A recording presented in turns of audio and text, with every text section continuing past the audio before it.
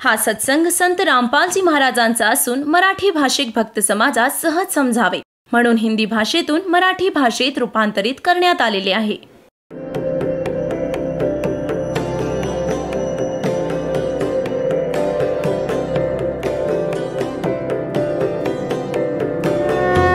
और ज्ञान सब ज्ञान डी कबीर ज्ञान सो ज्ञान और जैसे घोड़ा तोब कायम करता चले मैदान.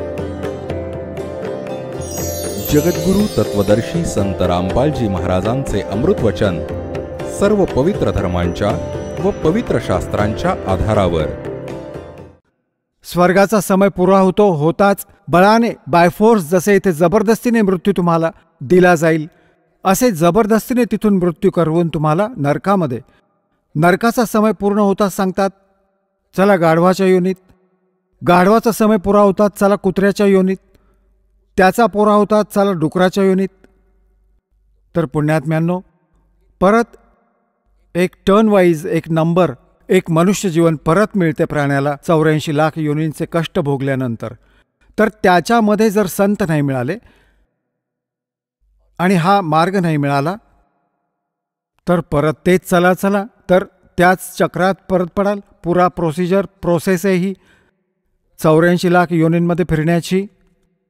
तर ह्यासाठी सांगतात कोट जन्म तन भरमत होगे कुछ ना हाथ लग्या रे और कुकर सुकर खरबया बोरे कौवा हंस बगारे.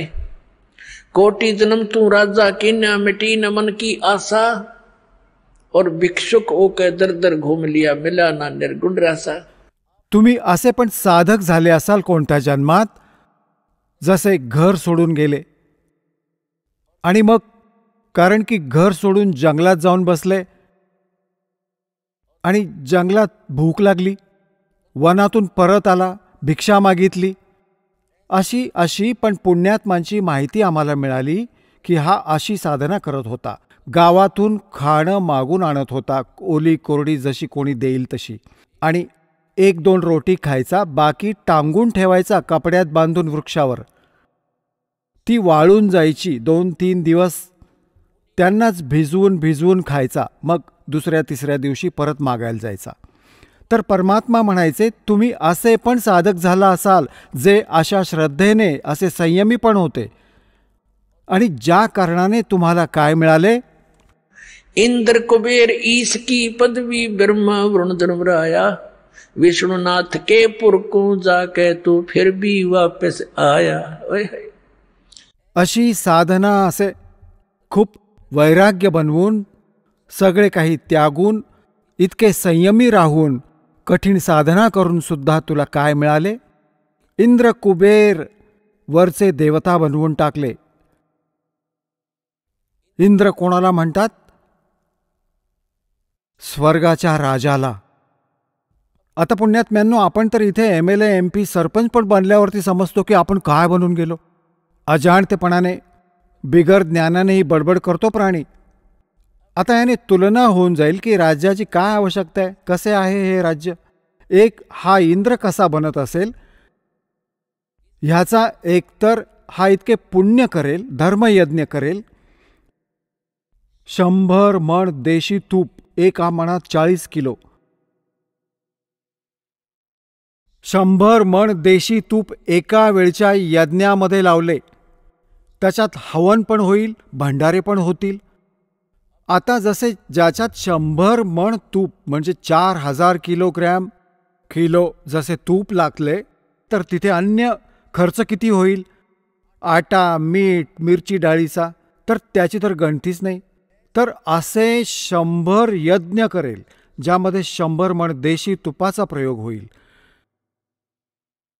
आणि त्याच्यासाठी काही कंडिशन आहे प्रमाण कंडिशन्स आहेत त्याच्या की जर मर्यादा भंग झाला तर तो यज्ञ आपला मानला जाणार नाही आणि 100 यज्ञांमधला एक जरी खंडित झाला तर नव्याने परत सगळे करावे लागेल. त्याने काय मिळेल इंद्राची पदवी मिळेल. इंद्राचे म्हणजे स्वर्गाचा राजा इंद्र असतो जसे प्रधानमंत्री माना भारताचा राजा. तर ह्या प्रयत्नाने ह्या क्रियेमुळे त्याला इंद्राची पोस्ट मिळेल. त्या प्राण्याला स्वर्गाचा राजा बनून जाईल. आता त्या स्वर्गात तर साधा व्यक्ती सुद्धा जाऊन विचार करेल की मी सुखी होऊन जाईल, भोळेपणाने, अज्ञानाने. आता परमात्मा आपल्याला काय ज्ञान देऊ इच्छितात की ज्ञानामुळे तुम्हाला सतलोकाची इच्छा जागृत होईल. आता काय सांगू इच्छितात परमात्मा की तुम्ही इथे छोटेसे राज्य प्राप्त करण्याचा प्रयत्न करत असता आणि ते इंद्राचे राज्य इतकी साधना करण्याने प्राप्त होईल. दुसरी त्याची पद्धत अशी आहे की इतके तप करेल, तपामुळे राज्यसुद्धा प्राप्त होत असते. परत त्याच्यात सुद्धा टर्म्स अँड कंडिशन्स असतात. तर वर्तमान जो स्वर्गाचा राजा असतो इंद्र, त्याला एक आणखी सूचना असते की तुझ्या शासनकाळामध्ये जर इंद्राची पदवी प्राप्त करण्यायोग्य कोणी क्रिया केली त्याला मध्येच पदमुक्त, पदरहित केले जाईल आणि त्या आत्म्याला त्याच्या पदावर विराजमान केले जाईल. तर त्याला चिंता लागून राहते की स्वर्गाच्या राजाला की कोणी पृथ्वी लोकामध्ये इंद्राची पदवी प्राप्त करण्यायोग्य कोणी ही क्रिया ना करेल. त्याला खंडित करण्यासाठी त्याचे डोके सारखे कायम करत असते. तुम्ही पाहत राहा इथे ह्या पृथ्वीचे एक छोटेसे MLA, MP, मंत्री, मुख्यमंत्री बनण्यासाठी हे किती उपद्रव करतात. तुम्हाला माहिती आहे राजनीती किती धोकादायक आहे. आणि तिथे पण तीच राजनीती, तो इतक्या खालच्या स्तराचं काम करतो इंद्र, विचार पण नाही करू शकत. आपल्या पत्नीला सुद्धा पाठवून देतो आपल्या स्वार्थसिद्धीसाठी कुठल्या गैरपुरुषाकडे. तर खाक हे राज्य, खाक ही राजनीती. तर असेच एक मार्कंडेय नावाचे ऋषी बंगालच्या खाडीत तपस्या करत होते. इंद्राचे दूत म्हणजे त्याने गुप्तचर सोडलेले असायचे पृथ्वीवर. त्यांचे देवता इथे गुप्त रूपात फिरत असतात आणि त्यांचे असे सूक्ष्म शरीर असतात. हे खूप लांबलचक होऊन जाईल जर मी हा दुसरा चॅप्टर सुरू केला तर, कारण की तुम्ही आजचं ज्ञान तर ऐकलंच नाही. त्या अज्ञानाला ज्ञान मानून ग्रहण करून ठेवलंय. पण सिम्पलचं इतकंच सांगेन की त्याचे दूत गुप्तचर CID वाले फिरत असतात आणि त्यांना पत्ता लागला की एक असे ऋषी, मार्कंडेय नावाचे ऋषी खूप वेळापासून बसलेत, तपस्या करत आहेत. इंद्राला चिंता लागली की ते तुझी गादी ना हिरावून घेतील.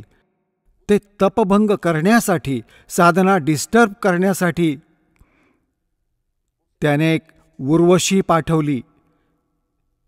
एक स्त्री आली खूप सुंदर आणि तिने त्या ऋषींसमोर थोड्याशा दूर अंतरावर डान्स करायला सुरुवात केली, नाचणं सुरू केलं. आणि तिथे एका सिद्धीने तिथलं वातावरण असं बनवलं जसं ना गरमी ना थंडी, आणि सुगंध उठतोय जिथे चारही बाजूंनी असं वाटलं. खूप मनमोहक वातावरण बनवलं.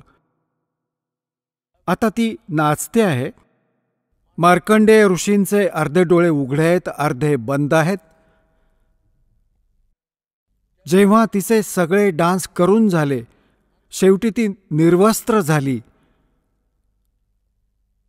तेव्हा मार्कंडेय ऋषी म्हणाले, हे बेटी, हे माई, हे भगिनी, आपण इथे कशासाठी आलात?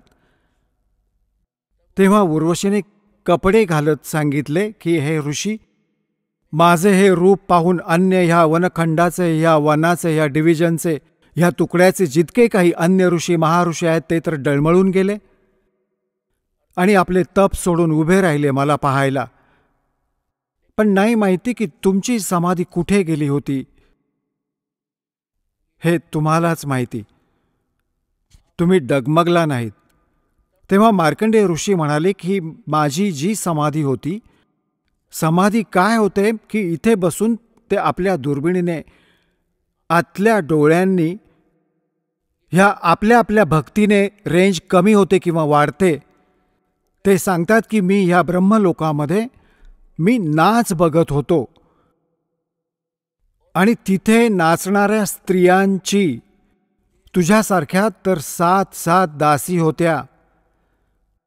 तर तुझा नाच मी का बघू? त्या तर तुझ्यापेक्षाही सुंदर होत्या, तुझ्यासारख्या तर दासी होत्या.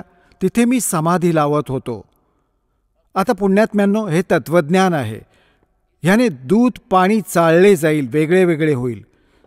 एका बाजूला तर असे होते की मार्कंडेय ऋषी आपल्या साधनेला सर्वोच्च मानले होते. तर उर्वशी म्हणू लागली की महाराज, आपण एक वेळ इंद्रलोकामध्ये चला.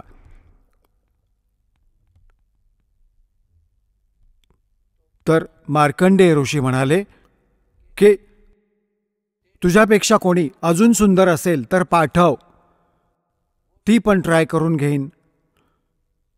तर उर्वशीने म्हटलं की मी इंद्राची पट्टराणी मीच आहे. म्हणजे सगळ्यात ब्युटिफुल, सगळ्यात खूप सुंदर स्वर्गातल्या अप्सरांमध्ये एक असते, ते शची नाव आहे तिचे, आणि ती इंद्राची पट्टराणी आहे. तर ती म्हणते की मीच सगळ्यात सुंदर स्त्री आहे त्या स्वर्गलोकाची, आणि मी इंद्राची पट्टराणी म्हणजे मुख्य पत्नी आहे. मार्कंडेय ऋषी म्हणाले की जेव्हा हा इंद्र मरून जाईल तेव्हा तू काय करशील, कारण की हे तर नाशवंत आहे. तिने शचीने म्हटले, उर्वशीने म्हटले, म्हणजे उर्वशीने म्हटले की मी 14 इंद्रांचा भोग घेईन. आता पुण्यात्म्यांनो, आपला आपला अंदाज लावून घ्या. आपण काय भक्ती करता आणि काय प्राप्ती होईल, हा मार्ग सोडून अन्य जे साधना करतात तिथून.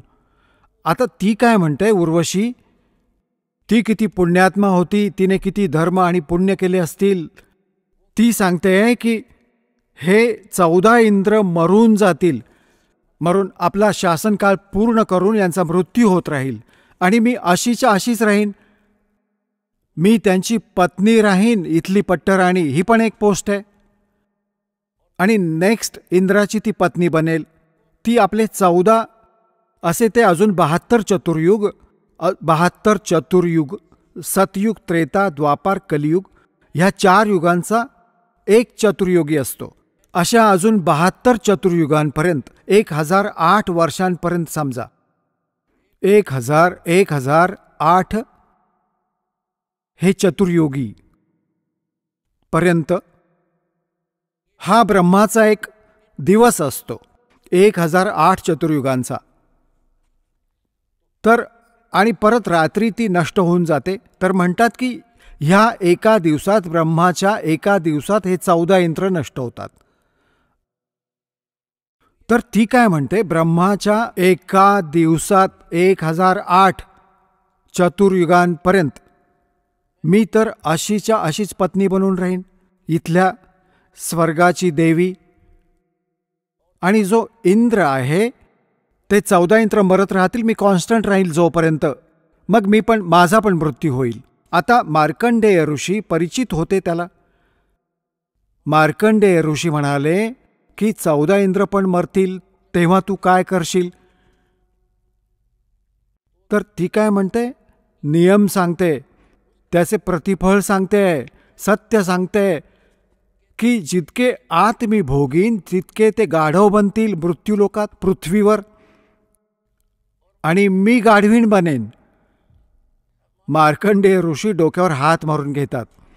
मग जिथला राजा गाढव बनेल आणि तिथली पट्टराणी गाढवीण बनेल, तर मला अशा लोकात का घेऊन चालली होतीस तू.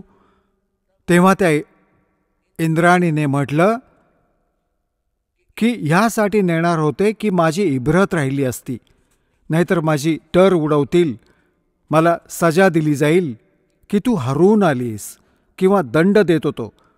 तो ज्या मुलींना पाठवतो कोणाला, जसे विश्वामित्र तपस्या करत होते, उर्वशीला पाठवले. ह्याच इंद्राने त्याला त्याच्याबरोबर त्याचा संपर्क झाला. एक मुलगी झाली ना, जेव्हा जन्म दिला ना, सोडून जाते, सांभाळ ऋषीजी, मग मात्र विश्वामित्र परेशान होतो. तर अशी स्थिती आहे यांची.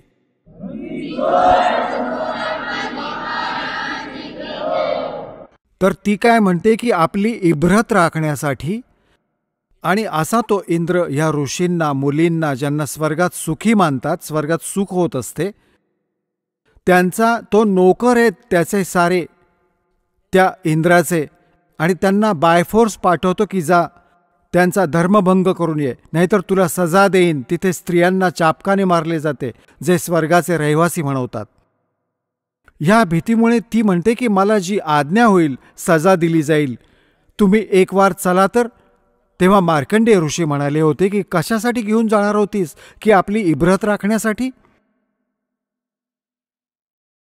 ते तिला म्हणाले की तू पण हारून आलीस, सर्वात सुंदर होती, सगळ्यात शक्तिशाली होती. तेव्हा पर मार्कंडेय ऋषी म्हणाले, हे भोळी आत्मा, तू आजही गाढवी, कारण की 14 इंद्र भोगतेस आणि मृत्यूनंतर तू स्वीकार करतेस तू परमनंट गाढवीण. तर मग गाढवणीची इब्रत असते का कधी? आणि इब्रतीची ठेकेदार बनून बसलेस. निघ इथून.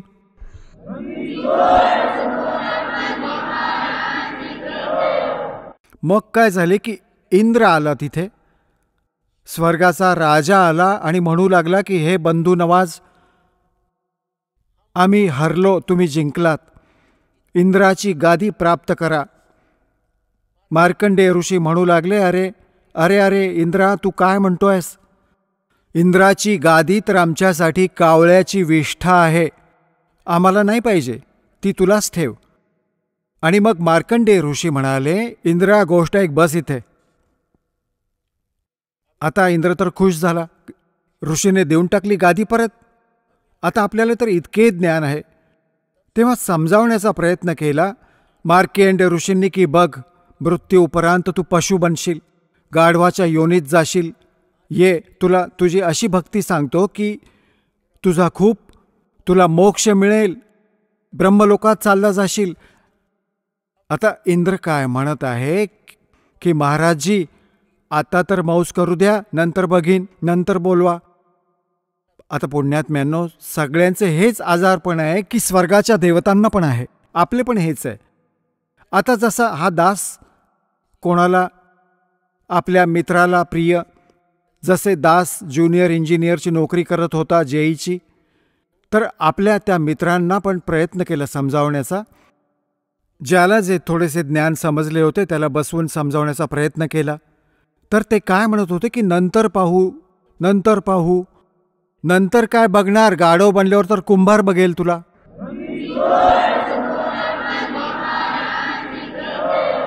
अडीच मणांचं ओझं कमरेवर आणि काठी पडेल पाठीवर. बघायचं, आता पहा, संतांचे विचार ऐक आणि वाईटपणा सोडून दे आणि भक्ती कर. बघायचं तर आता आहे, नंतर काय बघणार. वास्तविकता तर ही असते की कोणी दारूचा घोटबीट मारेल आणि 2 पैसे मिळाले की बकवास सुरू करतो हा प्राणी.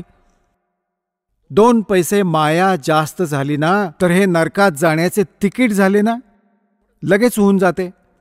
तर ह्याच्यासाठी कधी कुठली गोटी सुटू नये, कुठली लाच सुटू नये.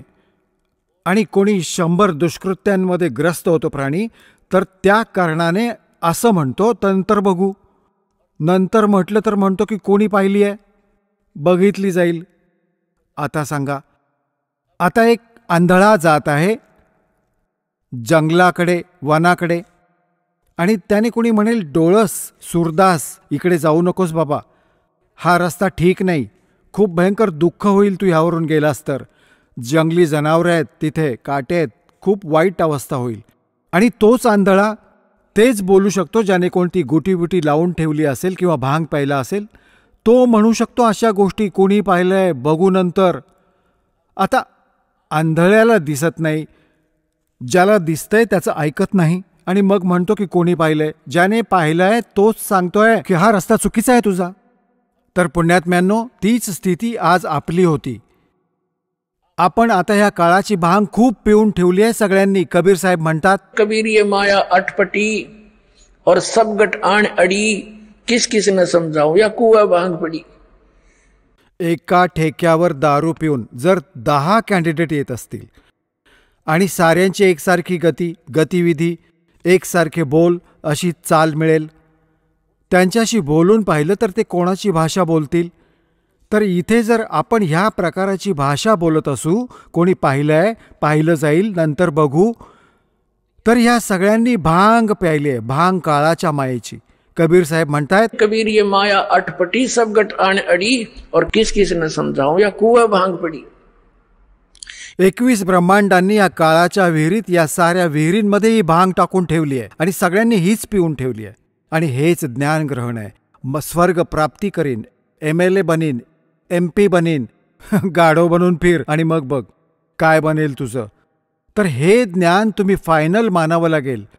हे काही डूम भाटाचं गीत नाहीये की कधी कुणी गाऊन दाखवेल 2 रोटी मिळवण्यासाठी. नाही, हे समर्थांकडून आलेलं सांगितलेलं ज्ञान आहे. हे फायनल समजून घ्या.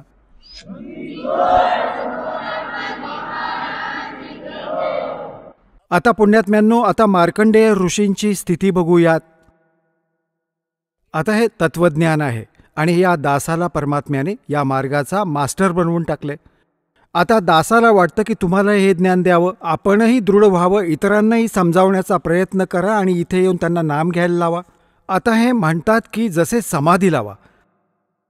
आणि आपण हेही ऐकत होतो की हजारो वर्षांपर्यंत महापुरुष समाधीस्थ राहायचे. हे मन इतकं वस्ताद आहे. तुम्ही कधी बसची वाट पाहत असाल बस स्टँडवर, तुम्हाला हे माहिती तरी असायला हवं की अर्ध्या तासात बस येईल. तरी मग 2 मिनिटांनी उठून असे बघाल, काही आवाज आला तरी. म्हणजे तिथे सुद्धा निश्चिंतपणे बसू देत नाही. आणि हा समाधीत बसू देईल तसे बसू देतो कोणाला? जसे तुम्ही सिनेमा बघायला जात होतात, आता नाही जायचे, तर तिथे 3 तासांचा पत्ता नाही लागत, कारण तिथे नवे सीन्स बघायला मिळत असत. आणि 3 तास असे निघून जायचे. मनाला खुराक असेल जिथे तिथे आरामात टिकून राहते हे. आणि 3 तास संपायचेच लगेच. टाईम बघितला तर 3 तास 10 मिनिटांसारखे वाटले. आता जे हे समाधी लावण्याचे ढोंग करतात यांच्याविषयी सूक्ष्म वेदामध्ये सांगितलंय परमात्म्याने के डंब करें डोंगर चढ़े अंतर झिन्नी झूल और जग जाने बंदगी करे ये बोल सूळ बबूल. जसे हे पाहिले असतील, संत साधू डोंगरावर किंवा किल्ल्यासारख्या उंच जागी बसतील, वृक्षाखाली आणि समाधी असे बसत असत, आसन पद्म लावून. तर दुरून दिसायचे की हा कोण बसलाय.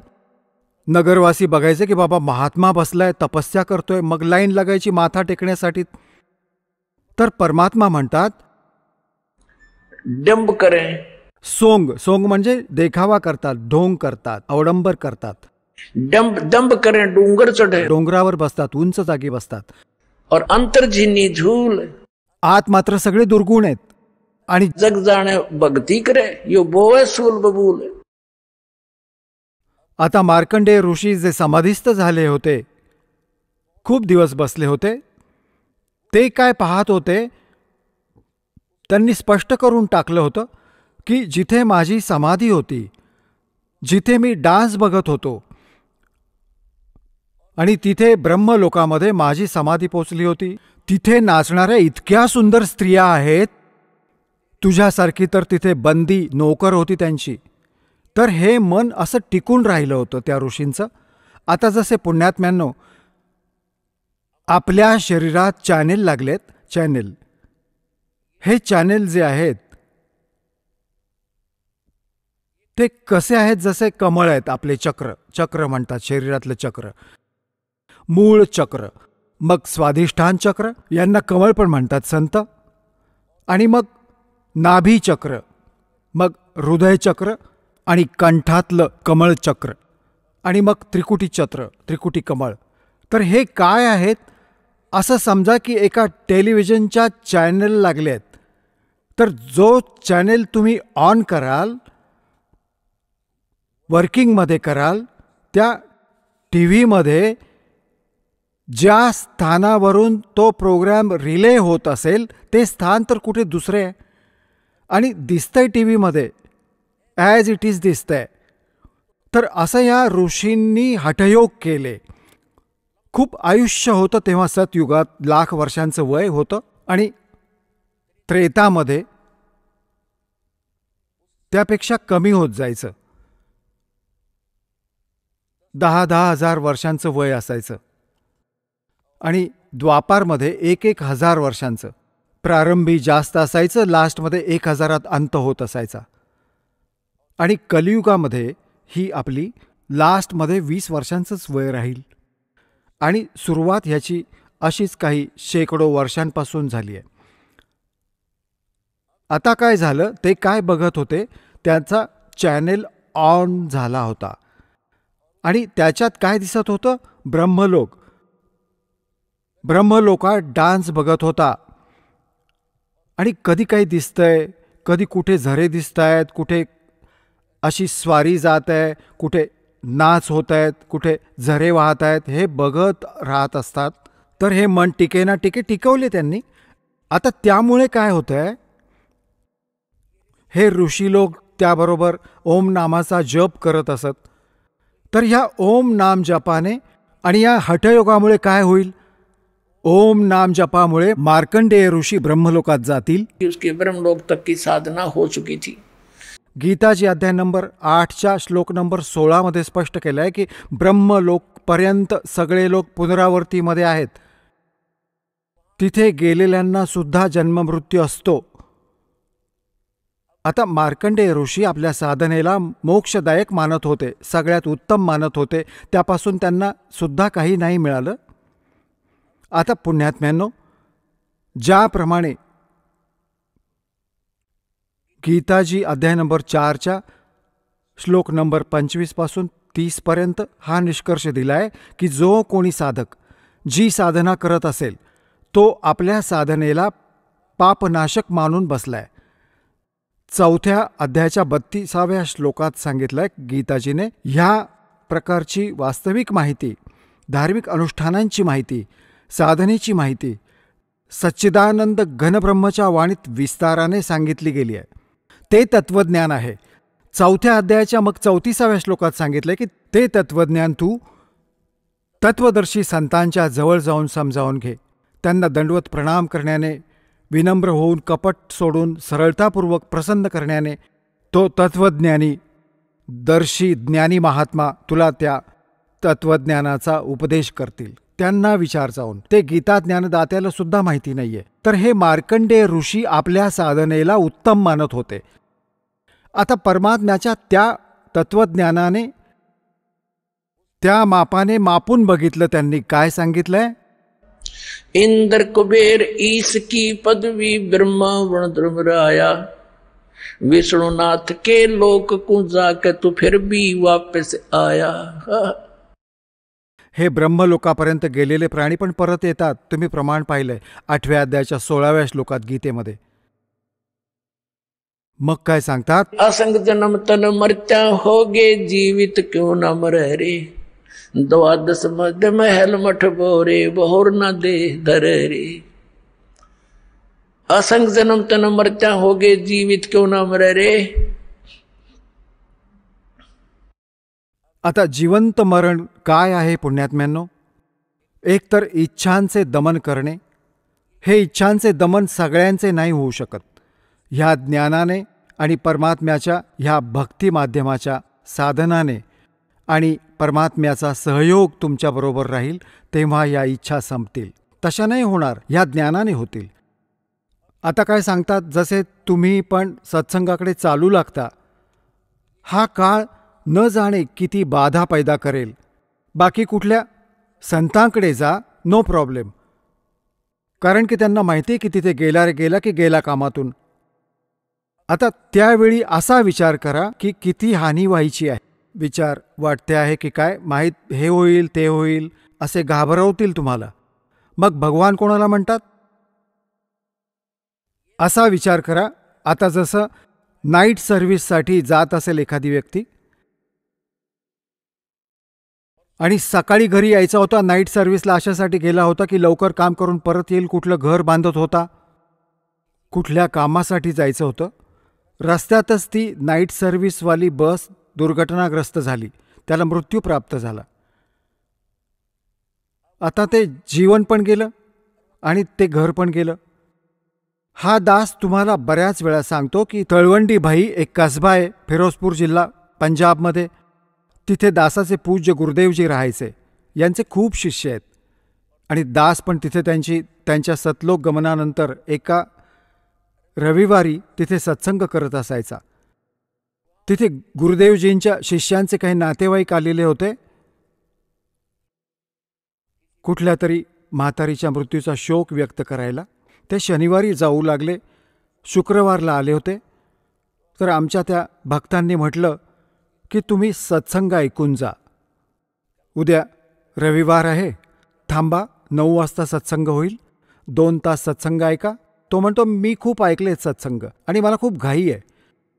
तर त्या भक्तांनी सांगितलं की तुम्ही सत्संग तर खूप ऐकले असतील, पण असा नसेल ऐकला, तुम्ही अवश्य ऐका. आता नातेवाईक तर प्रार्थनाच करू शकतात, जबरदस्ती नाही करू शकत. त्याने नाही ऐकले. तो म्हणाला की माझं एक ॲग्रीमेंट होणार आहे एका पार्टीबरोबर, त्याच्यात मला 5 लाख रुपयांचा फायदा होईल. 1997ची गोष्ट आहे ही.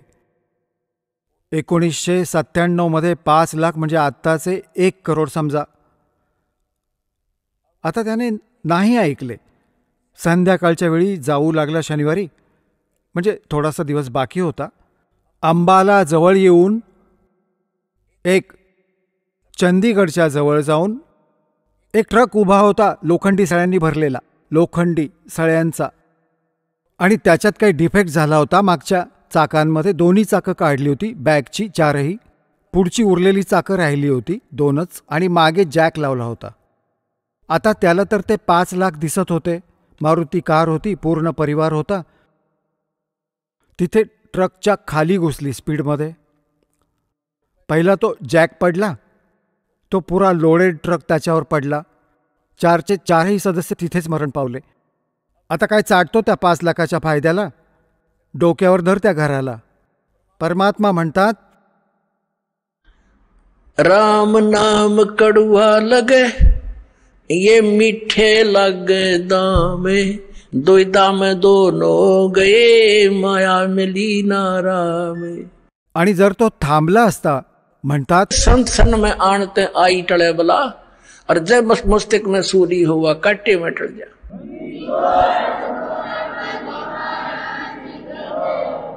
तर जेव्हा ही अवलक्षणी बडबड करतात, तू विचार कर, माझा मृत्यू झाला आज, तर मग हे काम कोण करेल? आपण तर काय म्हणतात की सामान्य माणसाचं काम सोडूनही काम होतंय. आपण मुलांना सोडतो 14 वर्ष शिकण्यासाठी प्रायव्हेट, आणि खर्च करतो तो वेगळा, आणि 2 वेळच्या भाकरीसाठी. आम्ही म्हटलं तेच ज्ञान आहे. हे ज्ञान इतकं दृढ झालं नाहीये की ह्याच्यात पण काही करावं लागेल. इतकं समर्पण देऊ आम्ही यामध्ये पण.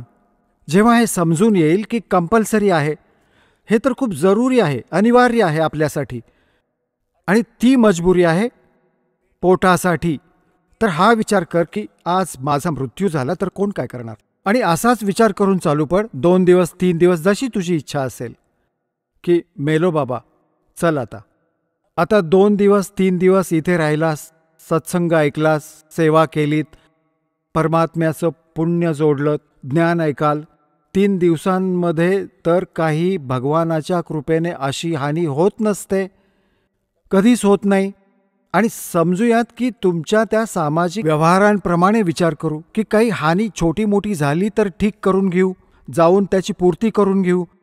आणि हे परमनंट तिकीट जर कापलं गेलं तर मग काय करशील? आता विचार करा. परमात्मा म्हणतात, जसा एक प्रसंग होता, कबीर ये तन जावेगा सके तो ठहरला. जसे जुन्या काळात आपण पाहिलं, एक कड्यांचं कडी लाकडी बॅटन असायची, कडी लाकडाची, आणि एक वुडन बीम असायचा सरळ, त्याच्यावर घराचं छत उभं केलं असायचं.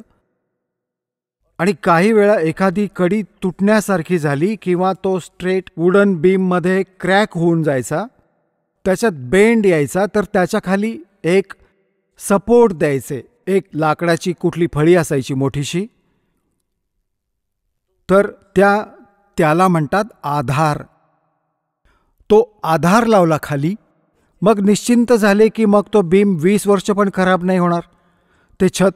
आणि खाली जर का तो आधार नसता लावला तर ते सारे छत खाली पडलं असतं, सारं घर नष्ट झालं असतं. तर त्या कडीचा आधार आणून ठेवला, खालून सपोर्ट दिला त्याला.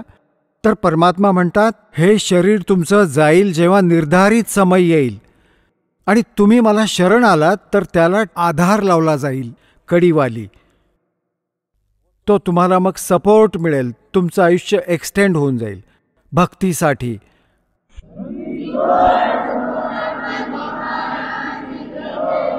आता कबीर परमात्मा म्हणतात, कबीर ये तन जावेगा और सके तो ठाहर ला. लावू शकत असलास तर लाव हा सपोर्ट, लावून टाक हा आधार. एक सेवा कर सतगुरु की और गोविंद के गुण गा.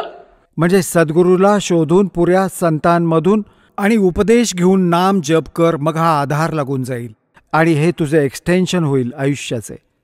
असंग जन्म तन मरत्या होगे, जीवित क्यों ना मरे रे. और दवा दस मद महल मठ भोरे, बहुर ना दे धरे रे. अजूनपर्यंत 10व्या द्वारापर्यंतची महिमा तुम्ही ऐकत आहात. 10वं द्वार पार झाला, होऊन पार गेला. हे 10वं द्वार तर एका ब्रह्मांडाच्याच आत राहिलेलं आहे. आणि एक कबीरपंथी आहे जम्मूमध्ये, त्याचे सत्संग ऐकत असतात. त्याचे भक्त सांगतात की आमचे गुरुजी 11वी खिडकी सांगतात, 11वी खिडकी. आणि तो म्हणतोय की माझ्यासारखं ज्ञान धर्तीवर नाही, पुऱ्या विश्वात नाही.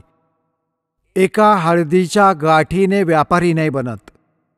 आणि 11वं द्वार तर काळाच्याच जाळ्यात आहे. त्या 11व्या द्वाराची त्यांना माहीतच नाही काय आहे. म्हणे सुरतीमध्ये आहे, सुरतीमध्ये 11वं द्वार. सुरती तर द्वारातून पार होईल. यांना खाक माहिती नाही. ज्ञानी यांना मूर्ख बनवत आहेत जनतेला. आता काय सांगितलं आहे की 12वं द्वार आहे. 11वं द्वार जे आहे 21 ब्रह्मांडे आहेत ह्या काळाची. 21 ब्रह्मांडे पार करून आणि 7 शंख ब्रह्मांडे त्या अक्षर पुरुषाची. त्या अक्षर पुरुषाच्या लोकात प्रवेश होतो. क्षरपुरुषाच्या लोकातून तर ते आहे 11वं द्वार, जो अक्षर पुरुषाच्या लोकात प्रवेश करवेल. पण अक्षर पुरुषाच्या लोकात परत आपण इथेच राहिलो, पार नाही होऊ शकलो. तर मग 12वं द्वार आहे जे 7 शंख ब्रह्मांडे काळाच्या पार करून आणि सतलोकात प्रवेश करतो. तिथे ह्या सगळ्या जागी लॉक लागलेले आहेत आणि ह्या सतनाम शिवाय ते उघडले जाणार नाहीत. तर तिथे 12व्या द्वाराला या पार करून तो सतलोक आहे, ते स्थान आहे जिथे गेल्यानंतर परत मागे फिरून प्राणी संसारात कधी येत नाही. त्यांच्या जन्म मरणाचा दीर्घ रोग समाप्त होऊन जातो. असंग जन्म तन मरत्या होगे, जीवित क्यों ना मरे रे. और 12 मद महल मठ भोरे. 12वे द्वार पार करून तिथे तो मठ आहे, ते स्थान आहे. बहुर ना दे धरे रे.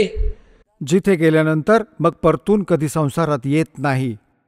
हा मातीचा देह प्राप्त नाही होत. तिथे तर तेजोमय शरीर मिळते. मग सांगितलंय की दोजक बैष्ट सभी तैं देखे, राजपाट के रसिया. और 3 लोक से तरपत नाही, यो मन भोगी खसिया. इथे एक सरपंच बनून जातो तर इच्छा होते की चेअरमन बनीन.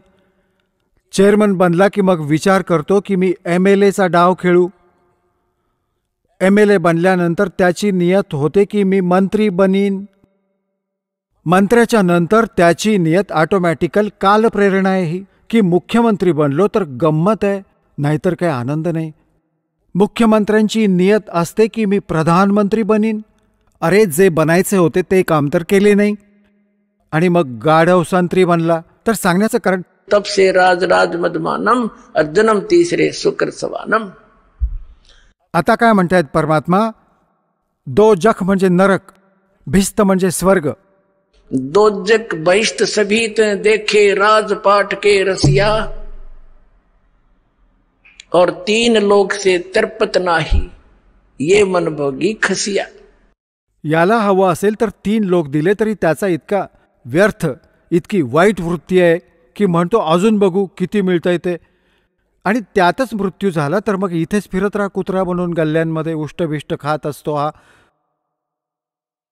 मग काय सांगतात, सतगुरु मिले तो इच्छा मिटे, और पद मिल पदे समाना. और चल हंसा उस लोक पठाऊं, जो आदि अमर अस्थाना. म्हणजे सद्गुरू मिळाले, चांगले संत मिळाले. सतगुरु मिले तो इच्छा मिटे, पद मिल पदे समाना. श्रीमद भगवद्गीता अध्याय नंबर 15व्या श्लोक नंबर 4 मध्ये सांगितलंय की जेव्हा तत्वदर्शी संत मिळतील त्यांच्यानंतर परमेश्वराची, त्याच्या परमपदाचा शोध घेतला पाहिजे. जिथे जाण्यानंतर साधक परत संसारात परतून नाही येत. त्यासाठी काय सांगितलंय? गीता ज्ञानदाता तर म्हणतो की तत्वदर्शी संतांचा शोध घ्या. गीता अध्याय नंबर 17 श्लोक नंबर 23 मध्ये सांगितलंय की त्या परमात्म्याला त्याचे परमपद मिळवण्याची ओम तत्सत इति निर्देशः ब्रह्मणः त्रिविधः स्मृतः, त्या 3 मंत्रांच्या जपाने ते परमपद प्राप्त होईल. ही पद्धती आहे. पद्धती म्हणजे वे ऑफ वर्शिप, पूजेचा मार्ग, पूजेची पद्धती. आता इथे पहा, हा आहे सूक्ष्म वेद. ह्यामध्ये वेदांपेक्षाही गूढ रहस्य आहेत. जो नेहमीचा वेद तुम्ही वाचता किंवा ऐकता त्याच्यात काय म्हटले की सद्गुरू भेटले तर इच्छा मरतील, ते असं ज्ञान देतील की इथून तुमचं मन निष्काम होईल आणि हे सगळं खरं आहे. सतगुरु मिले तो इच्छा मिटे और पद मिल पदे समाना. पद मिलने से, पद म्हणजे पद्धत. ह्या 3 मंत्रांचा जप ही पद्धत आहे. जसे पद्धतीमध्ये ही सगळी प्रोसेस येते. प्रथम मंत्र हा 7 नामाचा सगळे चॅनेल्स ऑन करणारा, उघडेल, आपला रस्ता साफ करेल त्रिकुटीपर्यंत जाण्यासाठी. आणि मग हे 2 मंत्रांचे सतनाम आणि तिसरा ह्याच्या बरोबर मिळतो तो सारनाम, सार शब्द, सारनाम, आदिनाम असं ज्याला म्हणतात. ह्या पुऱ्या प्रोसेसमुळे ही पद्धत आहे. हे सगळे मिळून पद्धत आहे. याला पद म्हटले संतांनी की पद मिल पदे समाना. म्हणजे ही पद्धत जेव्हा मिळेल, पूर्ण प्रोसेस भक्तीची ॲक्युरेट, तेव्हा त्या पदात सामावले जाल. जिथे जाण्यानंतर त्या परमपदाची प्राप्ती होईल, जिथे जाण्यानंतर साधक परत कधी संसारात परतून येत नाही. सतगुरु मिले तो इच्छा मिटे, पद मिल पदे समाना, और चल हंसा उस लोक पठाऊं जो आदि अमर अस्थाना. जे शाश्वत स्थान आहे. गीताजी अध्याय नंबर 18 श्लोक नंबर 62 मध्ये सांगितले की अर्जुन, तू सर्व भावाने त्या परमेश्वराला शरण जा. त्याच्या कृपाने तुला परमशांती आणि सनातन परमधामाची प्राप्ती होईल. मग काय सांगितलंय? काय सुख आहे? 4 मुक्ती जा चंपी करती.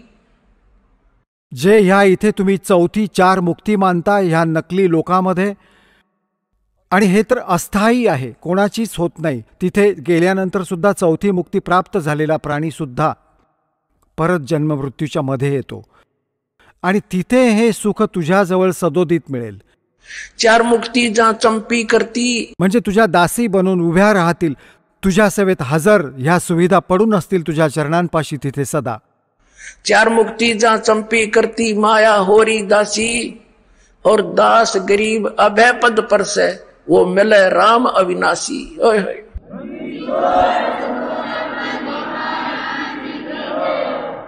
4 मुक्ति जा चंपी करती, माया होरी दासी. आता गरीबदासजी म्हणतात, दास गरीब अभय पद पर से, तिथे कुठली चिंता, कुठले टेन्शन, कसलं भय नाही, मृत्यू कोणत्याही प्रकारचंही. और वो मिले राम अविनाशी.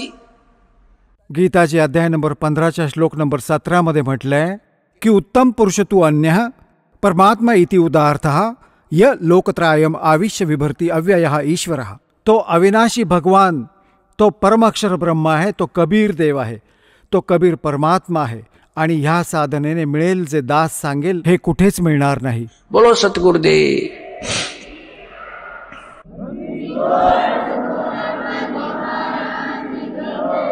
परमात्मा म्हणतात, समजा है तो सर दर पाओ, भोर नहीं रे सादाओ.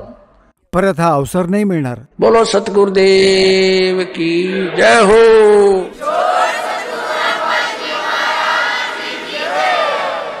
चला आता आपण त्या श्रद्धाळूंचे अनुभव जाणून घेऊयात ज्यांनी जगद्गुरु तत्वदर्शी संत रामपालजी महाराजांकडून नामदीक्षा प्राप्त केलेली आहे, तसेच त्यांच्याद्वारे सांगितलेल्या भक्ती मार्गावर चालत आहेत. नमस्कार. नमस्कार. आपलं नाव? नंदू प्रभाकर जाधव. आपण कुठून आलात? मुक्काम हुबण, पोस्ट नांद्रे, तालुका जिल्हा धुळे, महाराष्ट्र येथून आलोय. संत रामपालजी महाराजांची गुरुदीक्षा आपण कधी घेतली? संत रामपालजी महाराज यांची गुरुदीक्षा दिनांक जानेवारी 2019 या दिवशी मी घेतली. आपला व्यवसाय काय आहे? मी शेतकरी आहे, शेतमजुरी करतो आणि शेताचा व्यवसाय करून मी भक्ती साधना करतो. संत रामपालजी महाराजांची गुरुदीक्षा घेण्या अगोदर आपण व आपला परिवार कोणती भक्ती साधना करत होतात? संत रामपालजी महाराज यांची शरण ग्रहण करण्याच्या पहिले आम्ही महाराष्ट्रीय पारंपरिक जसं काही वारकरी संप्रदाय या वैष्णव पंथामध्ये मी भक्ती करत होतो.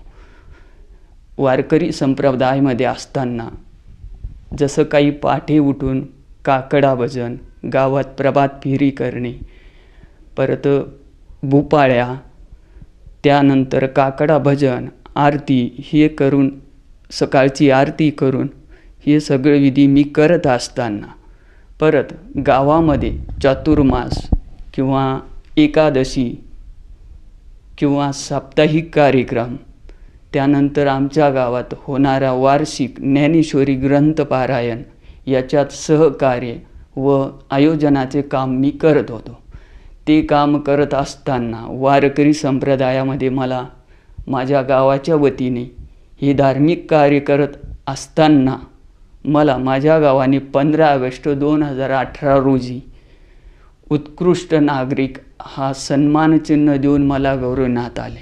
त्यानंतर परत त्याच्या आधी मला 2015मध्ये ज्ञानेश्वरी पारायण देवाची आळंदी येथे आंतरराष्ट्रीय ज्ञानेश्वरी पारायण सोहळ्यामध्ये माझा सहभाग तिथं देण्यात आला आणि तिथं मला सन्मानपत्र म्हणून हबप प्रकाश महाराज बोधले यांच्यातर्फे मला सन्मानपत्र देण्यात आलं. आणि त्यानंतर मजदी येथील हबप सतीलाल महाराज मजदीकर यांच्यामार्फत आंतरराष्ट्रीय म्हणजे भारतीय वारकरी संप्रदायामध्ये मला सदस्य करण्यात आलं. ही सर्व भक्ती करत मी म्हणजे जवळजवळ 2012पासून 18पर्यंत हे सर्व काही गावातील धार्मिक सांस्कृतिक हे सगळं कार्य मी करत होतो. सर, जसं तुम्ही सांगत आहात की आपण पूर्वीपासूनच भक्ती मार्गात होतात, खास करून आपण वारकरी समुदायाशी निगडीत होतात, तर मला असं विचारायचं आहे की आज महाराष्ट्र हा एक साधू संतांची भूमी म्हणून ओळखली जाते आणि महाराष्ट्रामध्ये प्रत्येक संतांनी परमार्थ शोधण्यासाठी जो मार्ग सांगितला त्या मार्गावर आपण होतात. तर असं असताना आपण संत रामपालजी महाराजांच्या मार्गामध्ये कसे काय जुडलात आणि त्यांच्या शरणात आपण कसे आलात? सर, संत रामपालजी महाराज यांच्या शरणामध्ये मी कसा काय आलो? निमित्त असं झालं सर, 2016 रोजी माझे वडील ज्या वेळेस सिद्धिविनायक हॉस्पिटलमध्ये ॲडमिट होते त्यावेळेस रात्रीच्या वेळेस सायंकाळी 7:30 वाजता मी बसलो असताना संत रामपालजी महाराज यांचं साधना चॅनलवरती सत्संग चालू होतं. ते सत्संग बघून मी एक विचार केला की आपण एवढी 2012पासून 16पर्यंत जी देवी देवतांची भक्ती करतोय निष्ठेने निस्वार्थाने, एवढी भक्ती करून आजचे माझ्यावरती जे दुःख कोसळले, जे माझे वडील आज आयुष्यामध्ये आहेत, मी एवढी देवी देवतांची भक्ती करून मला का असं एवढी साधना करत असताना मला हा एवढा त्रास का होतोय? या हिशोबाने मी जेव्हा ते सत्संग पाहिले संत रामपालजी महाराज यांचे, तिथं सृष्टी रचना चालू होती. ती सृष्टी रचना बघितली. अध्याय नंबर 15 104 नंबर श्लोकामध्ये जी काही सृष्टी रचना दिलेली, अक्षरपुरुष एक पेड हे वाकी निरंजनधार, तीनो देवा शाखा पातू रूप संसार.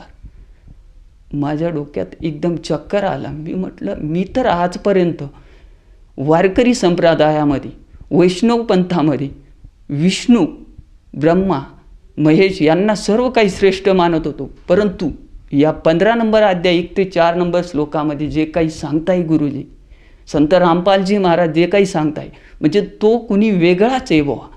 जी शक्ती आहे ते मी पाहिलं. आणि त्या टी व्हीवर जो कार्यक्रम चालू होता संत रामपालजी महाराज यांचा, मग तो नंबर मी नोट केला आणि आश्रमला फोन करून मी आमच्या जिल्ह्यातील नामदान सेंटरचा पत्ता विचारला आणि तिथं गेलो. आणि तिथं गेल्यानंतर मी त्यांना सविस्तर माझी हकीकत सांगितली की मी असं वारकरी संप्रदायामध्ये असून एवढ्या एवढ्या वर्षापासून मी देवी देवतांची भक्ती करतोय, साधू संतांची भक्ती करतोय, अखंड पारायण सोहळा करतोय, सर्व आयोजन नियोजन करतोय, चातुर्मासाचा कार्यक्रमांना सगळ्या ठिकाणी मी हजेरी लावतोय.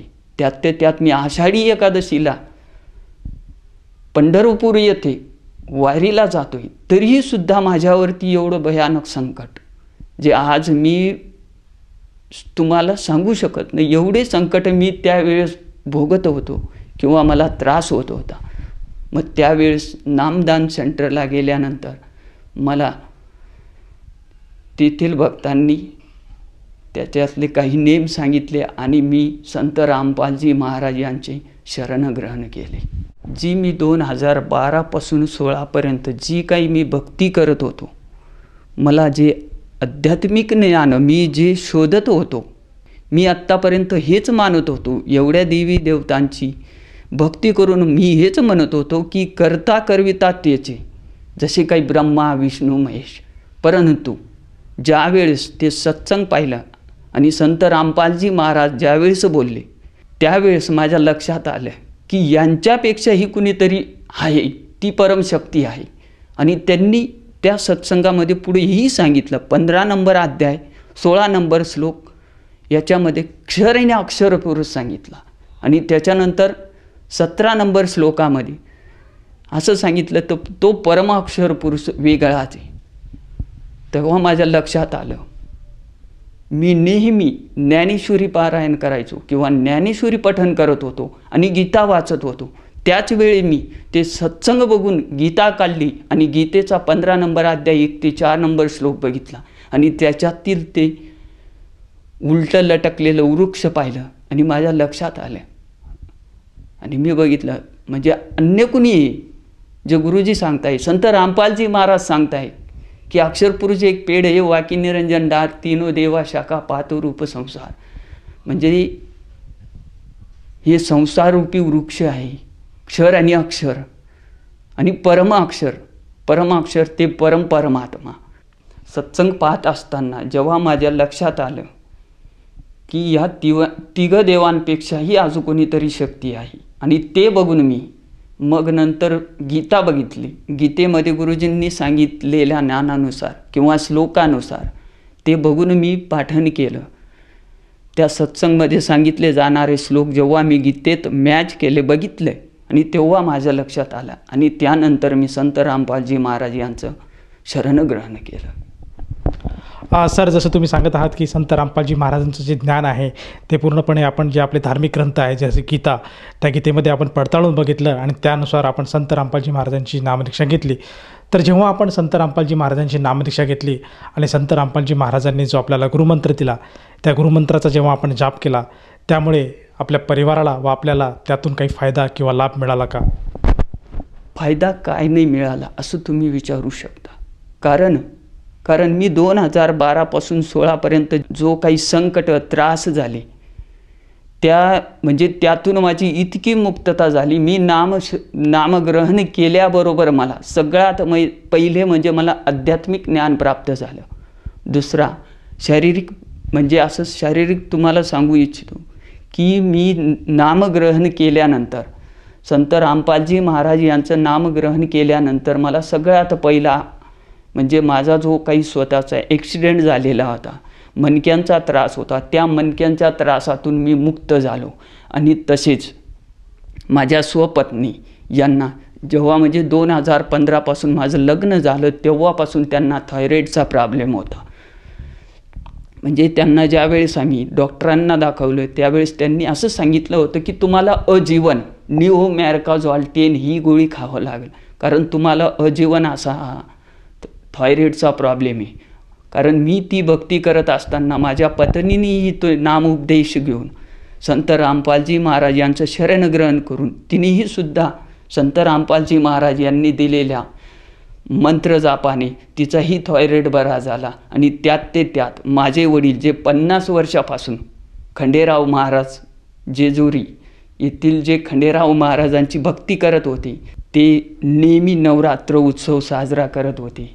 परत त्यात नवरात्रामध्ये निरंकट उपवास करत होते. त्यांना लहान मेंदूचा त्रास होता, जठरला अन्न पुरवठा म्हणजे आपल्या जठरला रक्त पुरवठा पुरवणारी जी रक्तवाहिनी आहे लहान मेंदूपासून ती रक्तवाहिनी चोकअप होत होती. कमीत कमी 3 ते 4 वेळेस त्यांना एकदम कोमामध्ये चालले जायचे. अशी परिस्थिती असताना ज्यावेळेस त्यांनी संत रामपालजी महाराज यांचं नामग्रहण केलं आणि त्यानंतर त्यांनीही माझी ही भक्ती बघून आणि माझे विकार बरे झाले हे बघून त्यांनीसुद्धा 50 वर्षापासून जे खंडेराव महाराजांची भक्ती करत होती त्यांनी ती भक्ती साधना अर्पण करून संत रामपालजी महाराज यांचं शरणग्रहण करून नामोपदेश करून आज ते म्हणजे कमीत कमी वयाच्या 75व्या वर्षी आज माझ्या शेतावरती बांधावरती उभे राहून काम करत आहेत. म्हणजे ही संत रामपालजी महाराज यांच्या नामउपदेशाने दिलेल्या मोक्ष मंत्राने ते मंत्र जाप करून आज स्वतःचं शरीराचं आर्थिक मानसिक ताणापासून मुक्त झालेलो आहे. आणि त्याचप्रमाणे जो काही माझ्या घरात म्हणजे मानसिक शारीरिक जे मला काही दुःख होते त्याच्यातून मी मुक्त झालेलो आहे. सर, जसं तुम्ही सांगत आहात की संत रामपालजी महाराजांच्या शास्त्रोक्त भक्तीमुळे आज आपलं जो परिवार आहे तो पूर्णपणे त्यांच्या भक्तीत लागलेला आहे आणि त्या भक्तीमुळे आपण सर्वजण सुखी आणि समाधानी आयुष्य जगत आहात. त्याचप्रमाणे जे आपले जे कष्ट होते, जे रोग होते ते पूर्णपणे बरे झालेत आणि आज आपण त्यांच्या मार्गात सद्भक्ती करत आहात. तर ह्या अनुषंगाने जे आपले मित्र परिवार आहेत, त्याचप्रमाणे जो श्रोतावर्ग, जो भगत समाज आज आपल्याला टी व्हीवर बघत आहेत, त्यांना आपण काय संदेश द्याल? संदेश तर मी देऊ शकत नाही, मी विनंती करू शकतो. जी मी साधना करतोय त्याच्यातून मला जो काही फायदा झाला आहे त्यांना विनंती करू इच्छितो, कळकळीने विनंती करीतो की सर्वांना की तुम्ही ही जी काही भक्ती साधना करताय ती मी जी करतोय ती भक्ती साधना तुम्ही संत रामपालजी महाराज यांचं नामग्रहण करून भक्ती साधना करा आणि आपल्या या मानवी जीवनाचा उद्धार करून घ्या. सर, जसं तुम्ही सांगत आहात की सर्व मानव समाजाने आज संत रामपालजी महाराजांची ज्ञानदीक्षा घ्यायला हवी आणि आपल्या जीवनाचं कल्याण करायला हवं. तर ह्या अनुषंगाने जर कोणा साधकाला असं वाटत असेल की त्यांनीसुद्धा संत रामपालजी महाराजांची नामदीक्षा घ्यावी तर तो साधक ती नामदीक्षा कशी घेऊ शकेल?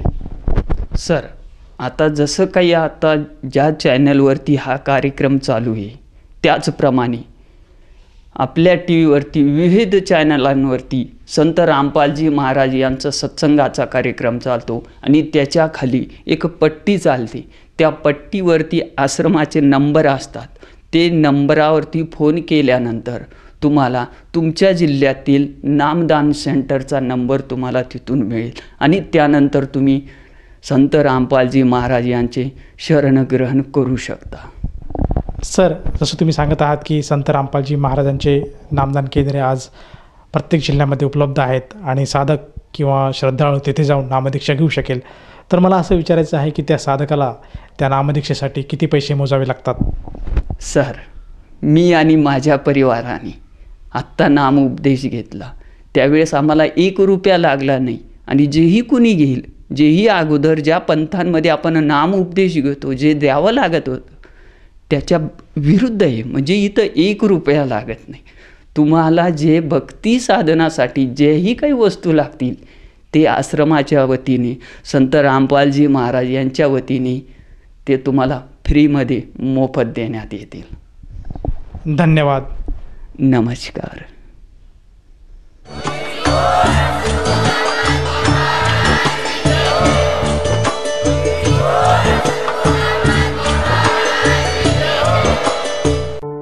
आपण ऐकत होता जगद्गुरु तत्वदर्शी संत रामपालजी महाराजांचे मंगल प्रवचन. निशुल्क नामदीक्षा प्राप्त करण्यासाठी आणि अधिक माहितीसाठी संपर्क करा 7030303951 7030303952. आमची वेबसाईट आहे www.jagadgururampalji.org. सर्व पवित्र धर्मांच्या पवित्र शास्त्रांवर आधारित प्रमाणित अनमोल पुस्तक ज्ञानगंगा किंवा जगण्याचा मार्ग यापैकी कोणतेही एक पुस्तक निशुल्क मागविण्यासाठी आम्हाला आपले पूर्ण नाव, पूर्ण पत्ता, पिनकोड सहित आणि फोन नंबर लिहून 7030303951 7030303952 या नंबरावर SMS करू शकता किंवा आम्हाला 7030303950 या नंबरावर WhatsApp देखील करू शकता.